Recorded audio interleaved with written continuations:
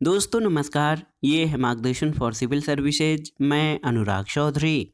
दोस्तों घटना चक्र सामान्य अध्ययन पूर्वावलोकन श्रृंखला के अंतर्गत इस वीडियो में प्रस्तुत है भारतीय राज्य व्यवस्था एवं शासन से संबंधित महत्वपूर्ण प्रश्न जो आपके आगामी परीक्षाओं जैसे यूपी पीसीएस प्रारंभिक परीक्षा, RO ARO lower PCS, Uttar Pradesh अधीनस्थ सेवा चयन आयोग द्वारा आयोजित परीक्षाओं के साथ अन्य लोक सेवा आयोगों जैसे उत्तराखंड, बिहार, राजस्थान और एमपी पीसीएस द्वारा आयोजित परीक्षाओं के राज्य व्यवस्था खंड के लिए बहुत ही उपयोगी है। इस वीडियो में हम संसदीय अधिनियमों से संबंधित महत्वपूर्ण प्रश्नों को सॉल्व करेंगे। तो आइए शुरू करते हैं। घटना चक्र पूर्वावलोकन श्रृंखला के अंतर्गत भारतीय शासन एवं राज्य व्यवस्था से संबंधित महत्वपूर्ण प्रश्न। पहला प्रश्न है दोस्तों, किस वर्ष में खाद्य मिलावट निवारण अधिनियम पहली बार लागू किया गया था? ऑप्शन है 1951, 1954, 1964 या फिर 1956 में। तो सही उत्तर है 1954 यानी 1954 में। दोस्तों खाद्य मिलावट निवारण अधिनियम यानी prevention of food adulteration act 1954 में अधिनियमित किया गया और सबसे पहले ये 1 जून 1955 को प्रभावी हुआ था। और याद रखिएगा दोस्तों, अधिनियमन जो होता है हिंदी में इस शब्द का अर्थ प्रभावी या इफेक्टिव शब्द प्रयुक्त होता है। तो सही उत्तर है खाद्य मिलावट निवारण अधिनियम 1954 में इफेक्टेड हुआ था यानी इनेक्टेड हुआ था। अगला प्रश्न है, सिविल अधिकार संरक्षण अधिनियम 1955 के अधीन सभी दंडनीय अपराध कैसे हैं? तो सही उत्तर है सिविल अधिकार संरक्षण अधिनियम 1955 के अधीन सभी दंडनीय अपराध संज्ञेय और संक्षेपतः विचारणीय हैं। सिविल अधिकार संरक्षण अधिनियम 1955 की धारा 15 के अनुसार सभी अपराध संज्ञेय तथा संक्षेपतः विचारणीय प्रकृति के होंगे और इस अधिनियम के अंतर्गत अपराध का विचारण प्रथम श्रेणी न्यायिक मजिस्ट्रेट और महानगरों के मामले में मेट्रोपॉलिटन मजिस्ट्रेट द्वारा किया जाता है। अगला प्रश्न है दोस्तों, सिविल अधिकार संरक्षण अधिनियम 1955 के अंतर्गत अपराध का विचारण किस न्यायालय के द्वारा किया जाता है? तो उत्तर है प्रथम श्रेणी न्यायिक मजिस्ट्रेट के द्वारा।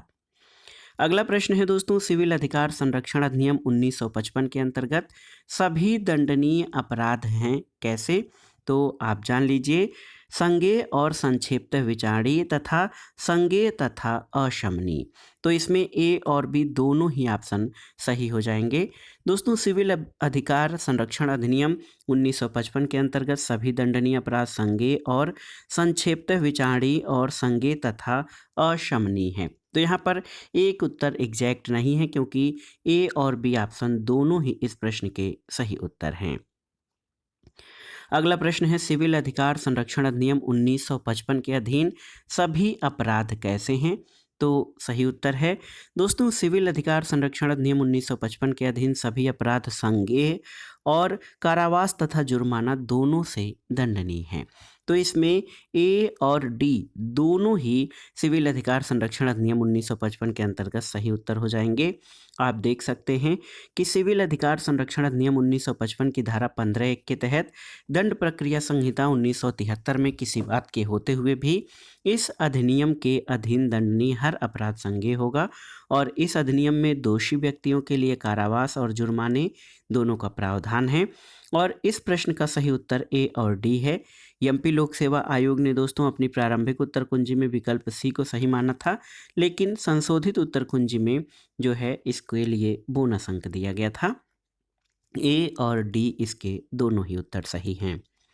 अगला प्रश्न है, यदि कोई व्यक्ति अस्पृश्यता के आधार पर किसी व्यक्ति को किसी अस्पताल, औषधालय या शिक्षा संस्थान में प्रवेश से इनकार करता है तब वह सिविल अधिकार संरक्षण अधिनियम 1955 की किस धारा के अंतर्गत दंडनीय है? तो याद रखिएगा दोस्तों, अस्पृश्यता के आधार पर जब इस तरह का भेदभाव किया जाता है या अस्पताल, औषधालय या शिक्षा संस्थान में प्रवेश से इनकार किया जाता है तो ये धारा 5 के अंतर्गत जो है ये दंडनीय अपराध है सिविल अधिकार संरक्षण अधिनियम 1955 की।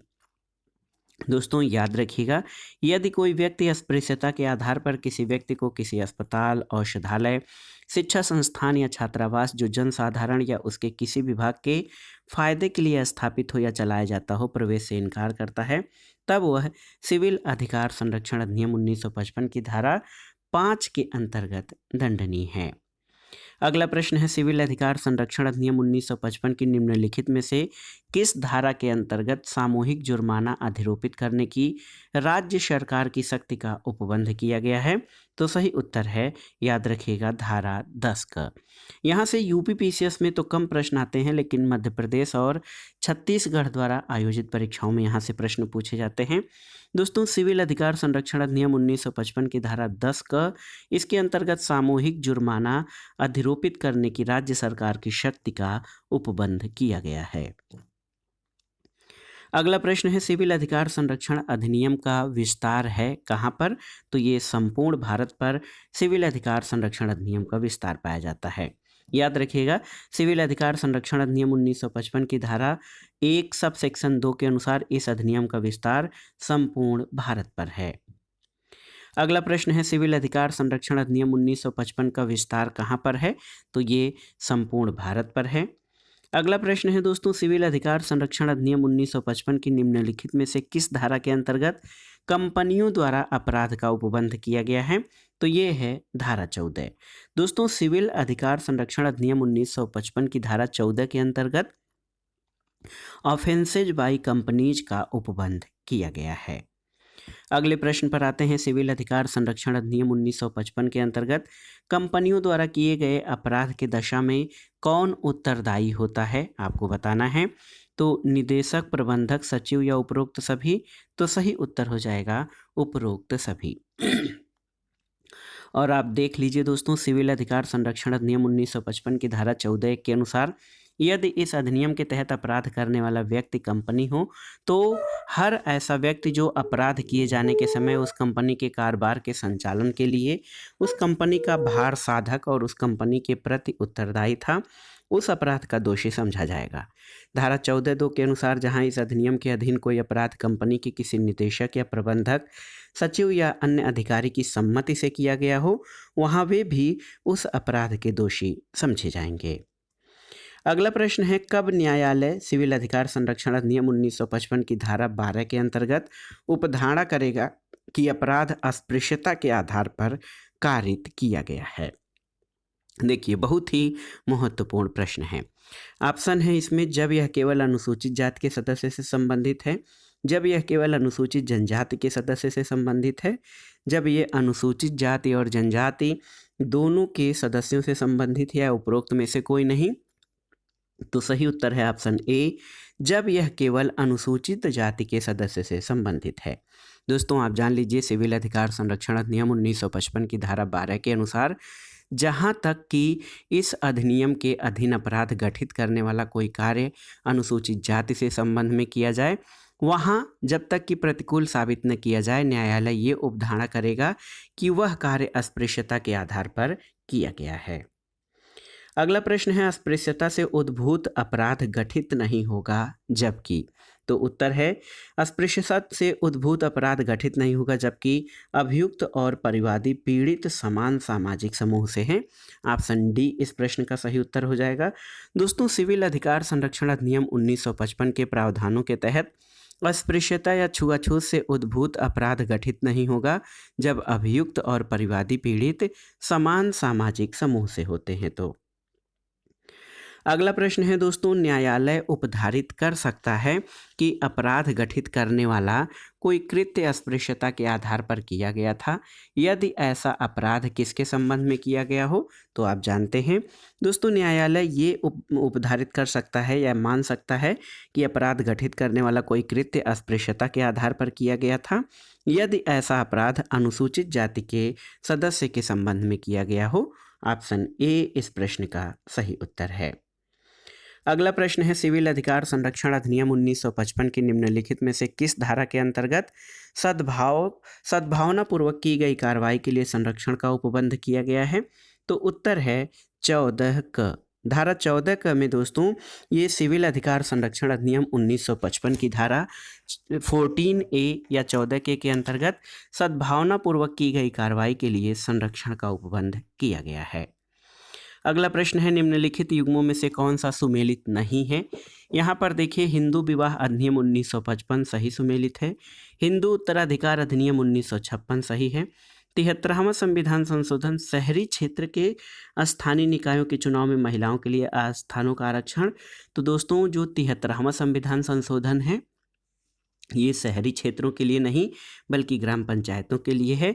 74वां संविधान संशोधन शहरी क्षेत्रों के स्थानीय निकायों के चुनाव में महिलाओं के लिए स्थानों का आरक्षण दिया गया है। सती निरोध अधिनियम 1987 का है। तो ऑप्शन सी जो है ये आपका सही सुमेलित नहीं है, अन्य युग्म सही सुमेलित हैं।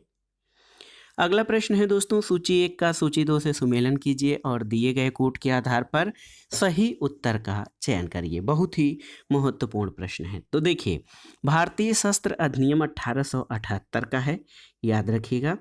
शाही पद अधिनियम 1876, इसके अलावा भारतीय उच्च न्यायालय अधिनियम 1861 तथा भारतीय विवाह विच्छेद अधिनियम 1869। तो इस हिसाब से 2 1 4 3, तो यहाँ पर विकल्प आपका कौन सा सही हो जाएगा? 2 1 4 3 ऑप्शन डी आपका सही उत्तर है। दोस्तों भारतीय शस्त्र अधिनियम 1878, शाही पद अधिनियम 1876, भारतीय उच्च न्यायालय अधिनियम 1861 और भारतीय विवाह विच्छेद अधिनियम 1869 का है। अगला प्रश्न है दोस्तों, घरेलू हिंसा से महिला संरक्षण अधिनियम लागू हुआ है कब? ये बहुत ही महत्वपूर्ण है और प्रश्न ये यूपी में पूछा जाता है, यूपी पीसीएस लोअर आरओ में। तो डेट याद रखिएगा 26/10/2006। याद रखिएगा, महिलाओं को घरेलू हिंसा से संरक्षण प्रदान करने के लिए घरेलू हिंसा से महिलाओं का संरक्षण अधिनियम 2005 संसद द्वारा सर्वसम्मत से पारित किया गया, जिसे राष्ट्रपति की सहमति 13 सितंबर 2005 को मिली। और डेट याद रखिएगा 26 अक्टूबर 2006 से घरेलू हिंसा से महिला संरक्षण अधिनियम लागू हुआ है। अगला प्रश्न है, निम्नलिखित में से कौन सामाजिक अधिनियम नहीं है? MISA, anti dowry act, protection of civil rights या prevention of small traffic act. तो सही उत्तर है मीसा। मीसा का फुल फॉर्म होता है maintenance of internal security act. ये आंतरिक सुरक्षा अधिनियम वर्ष 1971 में बना था। 1977 में इसको निरस्त कर दिया गया। ये आंतरिक सुरक्षा के संदर्भ में बनाया गया अधिनियम था और ये सामाजिक अधिनियम नहीं है, जबकि अन्य जो 3 हैं वो सामाजिक अधिनियम हैं।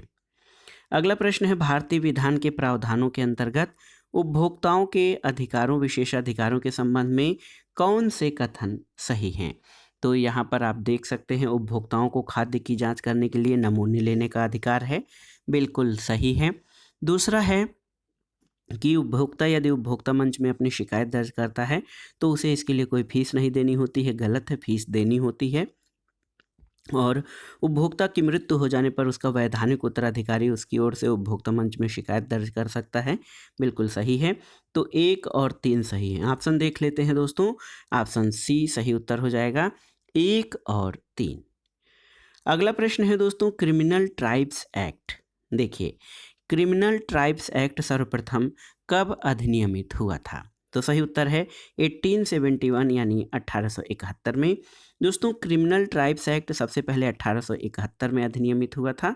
ये प्रारंभ में उत्तर भारत के अधिकांश क्षेत्रों में लागू हुआ था।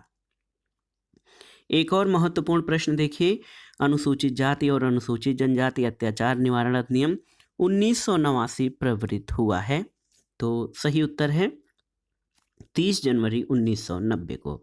दोस्तों अनुसूचित जाति और जनजाति अत्याचार निवारण अधिनियम 1989 को राष्ट्रपति द्वारा 11 सितंबर 1989 को स्वीकृति दी गई और ये अधिनियम 30 जनवरी 1990 से लागू हुआ है। अगला प्रश्न है, अनुसूचित जाति तथा जनजाति के किस अधिनियम के अंतर्गत अत्याचार निवारण कानून लागू किया गया है? तो उत्तर है 1989 के अधिनियम के तहत। दोस्तों अनुसूचित जाति और अनुसूचित जनजाति अत्याचार निवारण अधिनियम 1989 को राष्ट्रपति द्वारा 11 सितंबर 1989 को स्वीकृति दी गई थी। अगला प्रश्न है अनुसूचित जाति और अनुसूचित जनजाति अत्याचार निवारण अधिनियम 1989 में याद रखिएगा कुल कितनी धाराएं हैं?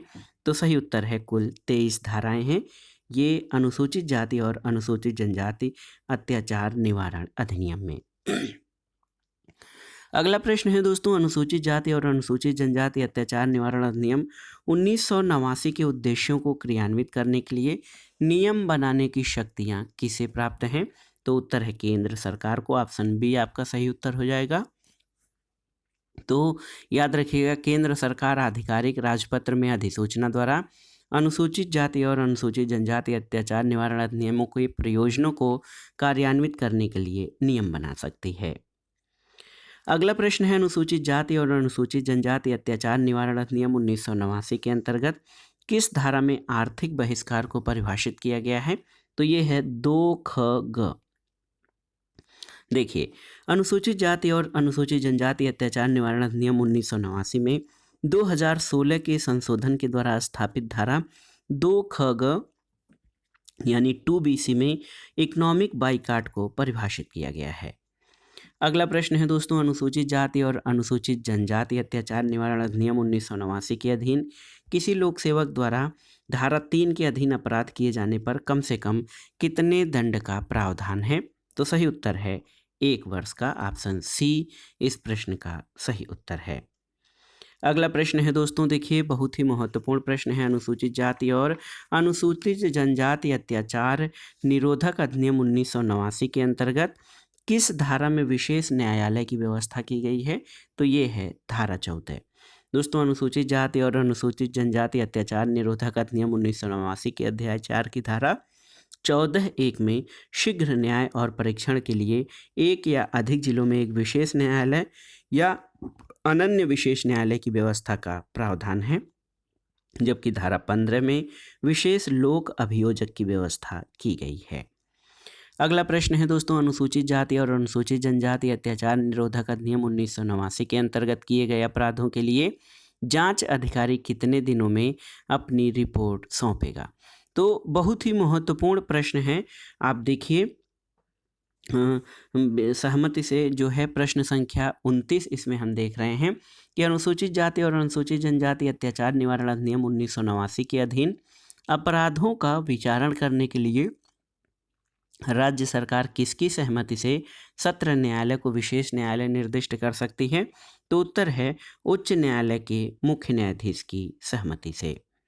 अगला प्रश्न है अनुसूचित जाति और अनुसूचित जनजाति अत्याचार निवारण अधिनियम के अधीन अपराधों का विचारण करने के लिए सेशन न्यायालय को विशेष न्यायालय के रूप में विनिर्दिष्ट करने का प्रयोजन क्यों है? तो ये इसलिए है कि ये जो अपराध हैं उनका शीघ्र विचारण किया जा सके। अगला है दोस्तों अनुसूचित जाति और अनुसूचित जनजाति अत्याचार निवारण अधिनियम 1989 के अंतर्गत किसी निर्णय, दंडादेश या आदेश के विरुद्ध उच्च न्यायालय में अपील होती है? केवल तथ्यों के संबंध में, केवल विधि के संबंध में, तथ्यों और विधि के संबंध दोनों के, या उपर्युक्त में से कोई नहीं? तो सही उत्तर है तथ्यों और विधि दोनों के संबंध में। याद रखिएगा अनुसूचित जाति और अनुसूचित जनजाति अत्याचार निवारण अधिनियम 1989 की धारा 14(क) के अंतर्गत दंड प्रक्रिया संहिता 1973 में किसी बात के होते हुए किसी विशेष न्यायालय या किसी अनन्य विशेष न्यायालय के निर्णय, दंडादेश या आदेश जो अंतर्वर्ती आदेश नहीं है उसके विरुद्ध अपीलें तथ्यों और विधि दोनों के संबंध में उच्च न्यायालय में होती हैं। अगला प्रश्न है अनुसूचित जाति और जनजाति निवारण अत्याचार निवारण अधिनियम अनुसूचित जाति और अनुसूचित जनजाति के उन्नति के लिए एक प्रावधान है जो निम्न में से किस सिद्धांत पर आधारित है? तो याद रखिएगा संरक्षा विभेद के सिद्धांत पर। ऑप्शन सी इस प्रश्न का सही उत्तर है। अगला प्रश्न है अनुसूचित जाति और अनुसूचित जनजाति अत्याचार निवारण अधिनियम 1989 के अंतर्गत सामूहिक जुर्माना अधिरोपित और वसूल करने की शक्ति किसे प्राप्त है? तो ये राज्य सरकार को प्राप्त है। 1989 की धारा 16 के अंतर्गत सामूहिक जुर्माना अधिरोपित और वसूल करने की शक्ति राज्य सरकार को है। अगला प्रश्न है अनुसूचित जाति और अनुसूचित जनजाति अत्याचार निवारण अधिनियम 1989 के अधीन अपराध अभियोजन में न्यायालय निम्न में से क्या उपधारित कर सकता है? दुष्प्रेरण, सामान्य आशय, सामान्य उद्देश्य या उपरोक्त सभी? तो सही उत्तर ऑप्शन डी हो जाएगा, उपरोक्त सभी। और आप जान लीजिए अनुसूचित जाति और अनुसूचित जनजाति अत्याचार निवारण अधिनियम 1989 की धारा 8 के अधीन अपराध अभियोजन में न्यायालय दुष्प्रेरण, सामान्य आशय और सामान्य उद्देश्य को उपधारित कर सकता है। अगला प्रश्न है अनुसूचित जाति और अनुसूचित जनजाति अधिनियम 1989 की किस धारा में भारतीय दंड संहिता के कतिपय उपबंधों का लागू होना उपबंधित है? तो ये है धारा 6। दोस्तों देखिए अनुसूचित जाति और अनुसूचित जनजाति अत्याचार निवारण अधिनियम 1989 की धारा 6 में भारतीय दंड संहिता आईपीसी की कुछ धाराओं को लागू किए जाने का प्रावधान है। अगला प्रश्न है अनुसूचित जाति और अनुसूचित जनजाति अत्याचार निरोधक अधिनियम 1989 के अंतर्गत किए गए अपराधों के लिए जांच अधिकारी कितने दिनों तक अपनी रिपोर्ट देगा? 15, 20, 25 या 30? तो यहाँ पर देखिए चीज़ें थोड़े थोड़े दिनों के बाद बदली हैं। 1995 के नियमों के तहत SC/ST जो है अधिनियम 1989 के अंतर्गत किए गए अपराधों के लिए जांच अधिकारी द्वारा 30 दिनों के भीतर जांच पूरी करके अपनी रिपोर्ट पुलिस अधीक्षक को सौंपने का प्रावधान था, जिसे पुलिस अधीक्षक के द्वारा पुलिस महानिदेशक को तत्काल अग्रसारित करना था।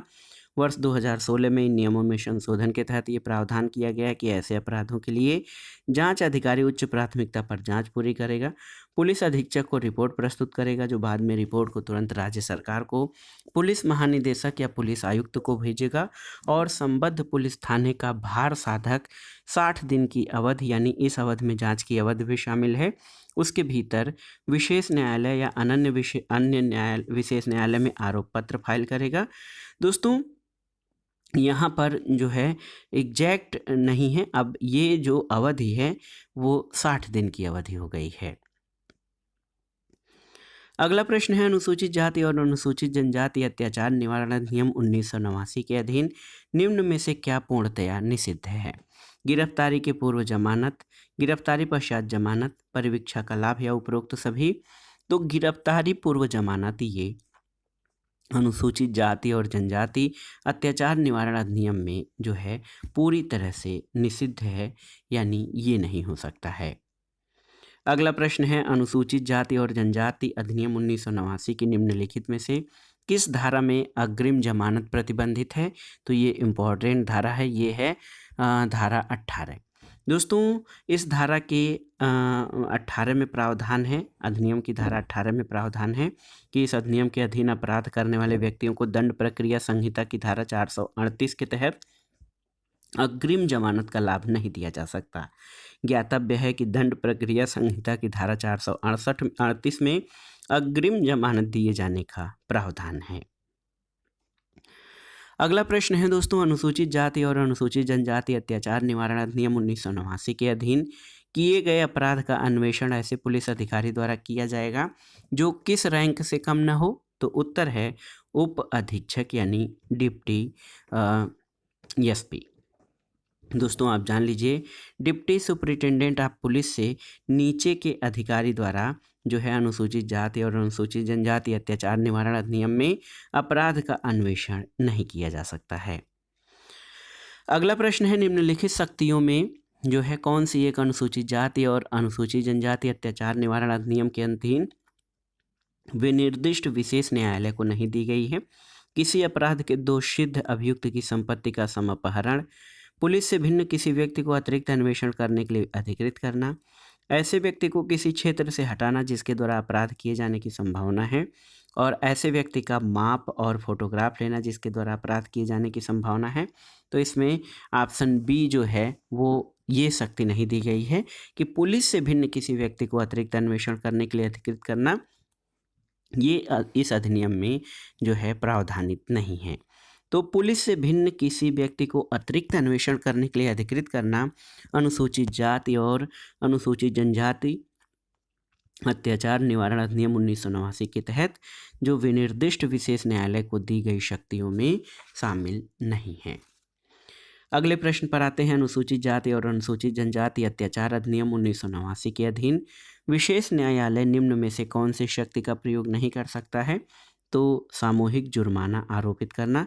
दोस्तों, विशेष न्यायालय व्यक्ति को हटाया, संपत्ति का समापहरण और व्यक्ति का माप लिया जाना तो कर सकता है, ये सामूहिक जुर्माना नहीं आरोपित कर सकता है, क्योंकि सामूहिक जुर्माना जो आरोपित करने की शक्ति है और वसूलने की शक्ति है वो राज्य सरकार को है। अगला प्रश्न है। अनुसूचित जाति और अनुसूचित जनजाति अत्याचार निवारण अधिनियम 1989 के अधीन अपराध के लिए अभियोजन में अभियुक्त अपने बचाव में अभिभाषक नहीं ले सकता है कि? तो आप देख सकते हैं कि वह भी पीड़ित की ही जाति का है। एक तो ये उत्तर हो जाएगा, और दूसरा है कि कार्य से इतनी थोड़ी अपहानि हुई है जो शिकायत का विषय नहीं हो सकता है।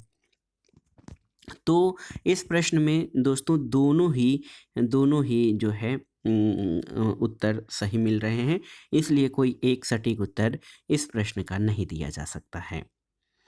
अगला प्रश्न है दोस्तों। अनुसूचित जाति और अनुसूचित जनजाति अत्याचार निवारण अधिनियम 1989 के अंतर्गत कोई भी व्यक्ति जो अनुसूचित जाति या अनुसूचित जनजाति का सदस्य नहीं है, जादू टोना करके या डायन होने के अभिकथन पर अनुसूचित जाति या अनुसूचित जनजाति के सदस्य को शारीरिक हानि पहुंचाएगा या मानसिक यंत्रणा देगा, वह किस अवधि के लिए कारावास से दंडित होगा? तो सही उत्तर है जिसकी अवधि 6 माह से कम नहीं होगी, किंतु जो 5 वर्ष तक की हो सकेगी, और साथ ही साथ जुर्माना। तो याद रखिएगा दोस्तों, अनुसूचित जाति और अनुसूचित जनजाति अत्याचार निवारण अधिनियम 1989 की धारा 3(1)ZB के अंतर्गत कोई व्यक्ति जो अनुसूचित जाति या अनुसूचित जनजाति का सदस्य नहीं है, जादू टोना करने या डायन होने के अभिकथन पर अनुसूचित जाति या अनुसूचित जनजाति के सदस्य को शारीरिक हिंसा या मानसिक यंत्रणा देगा, वह कारावास से जिसकी अवधि 6 माह से कम नहीं होगी, किंतु जो 5 वर्ष तक की हो सकेगी, और जुर्माने से दंडनीय होगा। अगला प्रश्न है। कौन सा कथन असत्य है? तो यहाँ पर आप देख सकते हैं, अनुसूचित जाति और अनुसूचित जनजाति अत्याचार निवारण अधिनियम के अंतर्गत अपराध ऐसे व्यक्ति द्वारा कारित किया जाता है जो अनुसूचित जाति या अनुसूचित जनजाति का सदस्य नहीं है। बिल्कुल सही कथन है। अनुसूचित जाति और अनुसूचित जनजाति अत्याचार निवारण अधिनियम की धारा 14(1) में स्थापित अनन्य विशेष न्यायालय धारा 2(घ) में परिभाषित है, ये आपका सही नहीं है। और तीसरा है। पीड़ित अनुसूचित जाति और अनुसूचित जनजाति अत्याचार निवारण अधिनियम की धारा 2(ग) में परिभाषित है, बिल्कुल सही है। और आश्रित अनुसूचित जाति और अनुसूचित जनजाति अत्याचार निवारण अधिनियम की धारा 2(ख) में परिभाषित है, तो ये भी सही है। इसमें आपसे पूछा गया था कौन सा सही नहीं है, तो ऑप्शन बी आपका सही नहीं है। अगला प्रश्न और आज की वीडियो का आखिरी प्रश्न है कि अनुसूचित जाति और अनुसूचित जनजाति अधिनियम 1995 की किस धारा के अंतर्गत जिला स्तरीय सतर्कता और मॉनिटरी समिति के गठन का उपबंध किया गया है? तो सही उत्तर है धारा 17।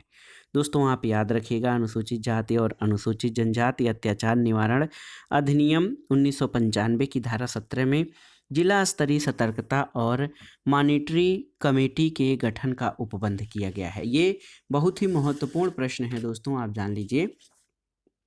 और इसमें प्रावधान ये है कि प्रत्येक जिले में जिला मजिस्ट्रेट द्वारा अपने जिले में जिला स्तरीय सतर्कता और मॉनिटरी समिति का गठन इस अधिनियम के क्रियान्वयन के लिए और पीड़ितों को राहत और पुनर्वास की सुविधा उपलब्ध कराने के लिए किया जाएगा। तो दोस्तों, ये था आज का वीडियो घटना चक्र सामान्य अध्ययन पूर्वावलोकन श्रृंखला के अंतर्गत भारतीय राज्य व्यवस्था और शासन से संबंधित महत्वपूर्ण प्रश्न, जिसमें हमने संसदीय अधिनियम से संबंधित महत्वपूर्ण प्रश्नों के पहले भाग को कवर किया है। ये प्रश्न आपके आगामी परीक्षाओं के लिए बहुत ही उपयोगी हैं, आप इनको तैयार कर लीजिएगा। दोस्तों, वीडियो आपको कैसा लगा हमें कमेंट बॉक्स में ज़रूर बताइएगा। वीडियो को लाइक करें, शेयर करें और इस चैनल मार्गदर्शन फॉर सिविल सर्विसेज को सब्सक्राइब करें। वीडियो देखने के लिए धन्यवाद दोस्तों, नमस्कार।